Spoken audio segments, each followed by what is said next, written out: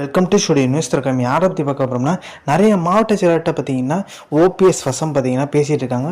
சசிகலாட்டையும் பேசிகிட்டு இருக்கதா சொல்கிறாங்க.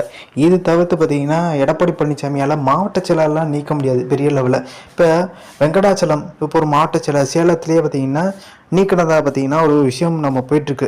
ஸோ அது எதனால் நீக்காங்கன்னா எம்பி எலெக்ஷனில் சரியாக வேலை பார்க்குறன்ற மாதிரி. ஸோ சேலத்தில் மிகப்பெரிய லெவலில் பார்த்தீங்கன்னா எம்பி எலெக்ஷனில் தோல்வி. 2வது இடத்துக்கு அண்ணாமலை வராரு, அதிமுக 3வது இடத்துக்கு போயிடுச்சு.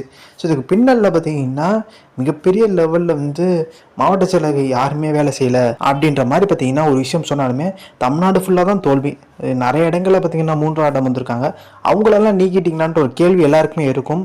அதுக்கு பின்னால் என்ன சொல்கிறாங்கன்னா, வெங்கடாச்சலம் பார்த்தீங்கன்னா வேலுமணி ஆதரவாளர் மாறிட்டாரு அப்படின்ற மாதிரி ஒரு கணிசமாக ஒரு விஷயம் சொல்கிறாங்க. ஸோ அதனால தான் எடப்பாடி பழனிசாமி ஒரு நடவடிக்கை எடுத்துட்டாரு அப்படின்ற மாதிரி. எத்தனை மாவட்ட செயலாளர் நடவடிக்கை முடியும்?